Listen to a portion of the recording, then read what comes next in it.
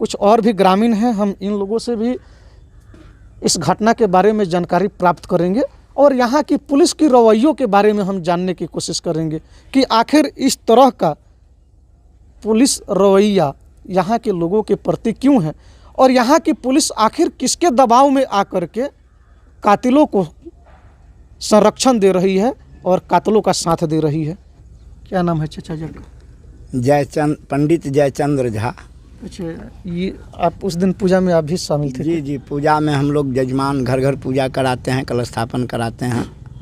अच्छा, भगवती का पूजा कराते हैं। यानी कि इस कार्यक्रम में, पूजा कार्यक्रम में आप एक आचार्य के रूप में थे? जी नहीं, हम आचार्य, हमारा जजमान, ये भी हमारे जजमाने हैं जी। इनके घर में भी पूजा होता है और जजमान सब है। अच्छा, ये बताइए पंडित जी, ये शारदीय नवरात्र के महीना में, इस महीना में तो कुंवारी कन्याओं को पूजा जाता है, दुर्गा पूजा में पूजा जाता, और ऐसे में एक कुंवारी कन्या की हत्या कर देना, वो भी नवरात्र के महीने में, ये कहाँ तक जायज़ है? धर्म का हत्या है, यह धर्म का हत्या है। कन्या को, कुमारी कन्या को हत्या कर देना, वो कलशा उठाया था भगवती का और उसका हत्या कर देना।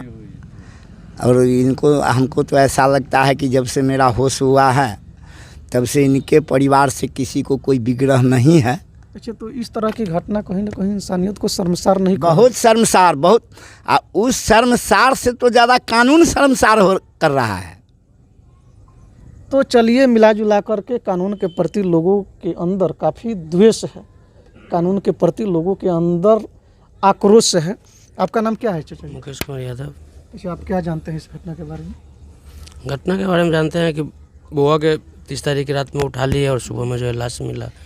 सुबह जो है पोखर पर महिला लोग जाते हैं बाथरूम निकास के लिए, सुबह में देखा गया तो वहाँ से बुआ की लाश मिला। अच्छा, अभी तक इस घटनाक्रम में आप लोग पुलिस प्रशासन के प्रति कितने संतुष्ट हैं?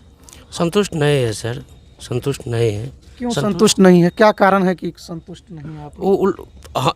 ये लोग, हम लोग फुटेज निकाल के देते हैं उनको, वही दिशा में काम नहीं करके दूसरा दिशा में काम कर रहे हैं। हम लोग हकीकत दे रहे हैं और वो विपरीत दिशा में काम कर रहे हैं। आपका क्या नाम है सर? राजीव कुमार सिंह। अभी यहीं के निवासी? नहीं, बगल में मेरा गांव 10 किलोमीटर में पड़ता है।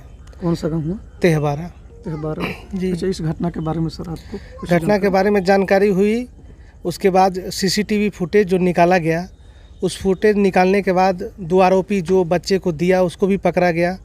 हम लोग भी एसपी ऑफिस हम भी गए थे, साथ में एसपी साहब से, उस एसपी साहब के पास उन लोगों को रखा गया, दोनों का।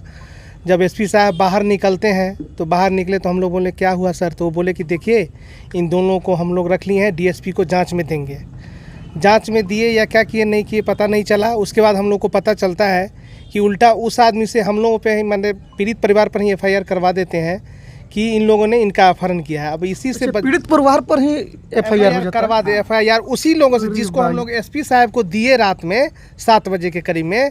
एसपी साहब ने उनका बयान भी लिया, बाद में बोले हम डीएसपी साहब को इसको देते हैं, डीएसपी साहब इसकी जांच करेंगे, और बाद में उसी आदमी से एफआईआर पीड़ित परिवार से करा दिया जाता है। अरे वाह, ये एसपी साहब की सोच है। अब कैसे एसपी साहब ने अपहरण का केस करवाए हो तो एसपी साहब जानेंगे। अच्छा, ये आप लोग जो बात बता रहे हैं, ये दोनों लड़का की, जो ये राम कृपाल और ये राम भरोस के हवाले रुचि को सौंपा था, 2 लड़कों का जिक्र आप लोग कर रहे हैं जी, राजू और कुंदन की जी। तो जब ये राजू और कुंदन इस घटना में अपनी संलिप्तता एक्सेप्ट कर ली, स्वीकार कर ली, तो फिर पुलिस के द्वारा इन दोनों को क्यों छोड़ दिया गया? ये फर्स्ट क्वेश्चन हुआ जी। और सेकंड क्वेश्चन रहेगा कि छोड़ने के बाद उन्हीं लोगों के द्वारा पीड़ित परिवार पर ही एफआईआर का मुकदमा क्यों करवाया गया? अपहरण का एफआईआर। देखिए, मेनली क्या हुआ कि जैसे ये बयान वह यहाँ तो दिया ही दिया, हम लोग का जैसे थाना प्रभारी पे उतना भरोसा नहीं था, तो हम लोग सोचे कि एसपी साहब को ही इनको दिया जाए, सुपुर्द किया जाए।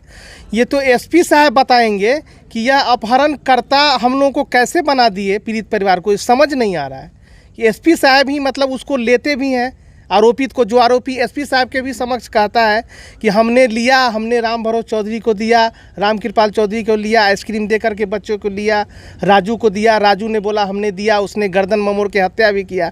यह एसपी साहब को बयान भी देता है और वही एसपी साहब उसी लड़का से पीड़ित परिवार पर एफआईआर करवा देते हैं।